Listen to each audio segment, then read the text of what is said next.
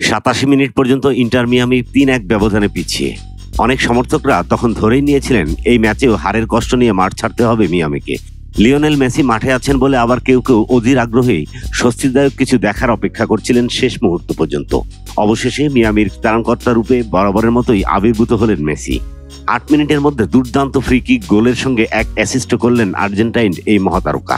এতে প্রমাণিত হলো কেন মেসিকে বড় মুহূর্তের খেলোয়াড় বলা হয়। শনিবার রাতে যুক্তরাষ্ট্রের মেজর লিগ সকারের নিয়মিত খেলায় ফিলাডেলফিয়া ইউনিয়নের বিপক্ষে শেষ মুহূর্তে গোল আর অ্যাসিস্ট করে মিয়ামিকে 3-3 গোলে ড্র এনে দিয়েছেন মেসি। এতে গুরুত্বপূর্ণ 1 পয়েন্ট পেয়েছে মিয়ামি। তাছাড়া MLS-এ শেষ 7 ম্যাচের মধ্যে 5টিতে হারায় এই ড্র মিয়ামির অনেক জরুরি ছিল। অন্যদিকে এই ড্রয়ে টানা 3 ম্যাচের জয়রথ থামল ফিলাডেলফিয়ার, তবে তারা 9 ম্যাচে অপরাজিত।